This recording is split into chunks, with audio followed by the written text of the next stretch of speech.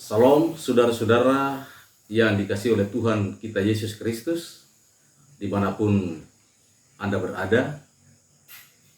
Saat ini kita akan mengikuti mimbar Bukit Muria Pomona, di mana kita akan membagi renungan singkat tentang bagaimana kasih Allah di dalam kehidupan kita setiap hari.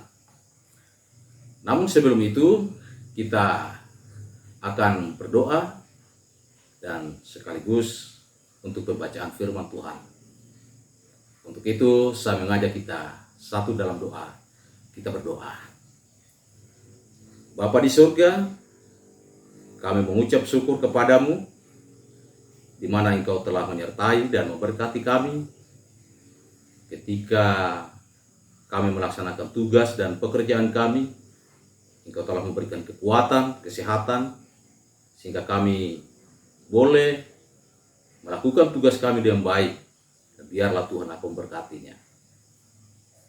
Ya Bapa di surga, saat ini di dalam mimbar Bukit Muria Pomona akan berbagi renungan tentang firman-Mu. Kami percaya Tuhan, melalui firman-Mu ini kami akan diberi kekuatan yang baru. Dan kami percaya Tuhan, melalui firman-Mu ini juga kami akan memperoleh kesegaran rohani yang baik, sehingga ini akan menjadi pedoman dalam kehidupan kami. Bapa di surga, kami siap untuk membaca dan merenungkan firman-Mu. Ampuni salah dan dosa kami, dalam nama Yesus kami berdoa. Amin. Nah, saudara-saudara yang dikasihi oleh Tuhan kita Yesus Kristus, mari kita membuka firman Tuhan yang terdapat di dalam Matius 22 ayat yang ke-39. Matius 22 ayat 39, kita baca bersama-sama. Dan hukum yang kedua yang sama dengan itu ialah kasihilah sesamamu manusia seperti dirimu sendiri. Sekali lagi, dan hukum yang kedua yang sama dengan itu ialah kasihilah sesamamu manusia seperti dirimu sendiri. Demikian firman Tuhan. Yesus berkata, yang berbahagia ialah mereka yang mendengarkan firman-Nya serta memeliharanya. Shalom saudara-saudara yang dikasihi oleh Tuhan kita Yesus Kristus. Salam sejahtera dimanapun saudara-saudara berada. Kita percaya bahwa apa yang kita lakukan dalam setiap proses kehidupan kita itu adalah semata-mata oleh karena kasih Tuhan. Oleh sebab itu, tema renungan kita pada malam hari ini yaitu kasihilah sesamamu manusia. Nah, saudara-saudara, saling mengasihi sesama manusia merupakan salah satu dari hukum yang terutama yang diajarkan oleh Tuhan kita Yesus Kristus. Jika kita berbicara tentang mengasihi sesama, tentu saja mudah bila kita mengasihi orang yang baik terhadap kita, orang yang sayang kepada kita dan banyak membantu kita. Namun bagaimana dengan orang yang jahat terhadap kita? Pada ayat di atas tidak disebutkan bahwa kasihilah orang yang baik saja. Pada ayat di atas tidak disebutkan bahwa kasihilah orang yang baik saja. Namun kasihilah sesamamu manusia. Apapun agamanya, apapun sukunya, ras, budaya, baik ataupun tidak kelakuannya. Nah, saudara-saudara yang dikasihi oleh Tuhan kita Yesus Kristus, Allah adalah kasih. Mengapa kita perlu saling mengasihi? Sekali lagi, mengapa kita perlu saling mengasihi? Karena Allah adalah kasih adanya. Dan sudah sepantasnya kita sebagai anak Tuhan memiliki kasih terhadap sesama seperti bagaimana Allah mengasihi kita semua. Kita pula mengasihi Allah dan sesama manusia. Nah, saudara-saudara yang dikasihi oleh Tuhan kita Yesus Kristus, mengasihi sesama berarti kita mengasihi Tuhan. Mengasihi Tuhan dan mengasihi sesama adalah bagian yang tak terpisahkan.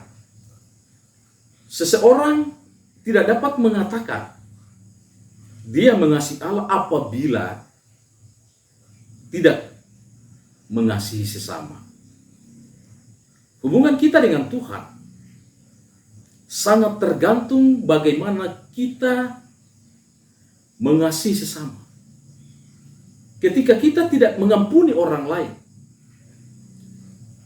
Tuhan pula tidak akan mengampuni kita. Dalam pembacaan Matius 22 ayat yang ke-32 ini, saya akan bacakan kembali. Dan hukum yang kedua yang sama dengan itu ialah, kasihilah sesama manusia seperti dirimu sendiri. Nah, saudara-saudara menyatakan bahwa mengasihi sesama sama kedudukannya dengan mengasihi Tuhan. Sama pentingnya dan harus berjalan secara bersamaan. Mengasihi sesama positif bagi kita. Hidup saling mengasihi adalah baik adanya. Bayangkan ketika kehidupan semua orang yang saling mengasihi tentunya adalah tatanan kehidupan yang ideal yang dikehendaki semua orang. Namun kenyataannya seringkali kita tidak melakukan demikian. Walaupun kita mengasihi sesama, terkadang tetap ada orang yang sikapnya jahat terhadap kita. Apa yang kita lakukan? Alkitab berkata, kasihilah musuhmu, doakan mereka, kasihi mereka. Tetapi aku berkata kepadamu, kasihilah sesamamu dan berdoalah bagi mereka yang menganiaya kamu. Seperti yang terdapat di dalam Matius pasal 5 ayat yang ke-44. Perasaan yang muncul terhadap musuh cenderung sebuah kebencian dan tidak ada dampak baik yang muncul karenanya. Kita cenderung membalas yang terhadap penderitaan orang lain dan hati kita timbul kepahitan. Hal-hal tersebut bukannya membangun, namun merusak hidup kita, bahkan orang lain. Ingatlah bahwa Tuhan mengampuni orang yang mengampuni, mengasihi bahkan musuh kita, dan tidak membalas, memberikan kelegaan. Saat orang lain membenci kita, memilih mengasihi orang yang tidak nyaman ketika mengasihi musuhnya, berarti dia belum melakukan yang terbaik di dalam kehidupannya.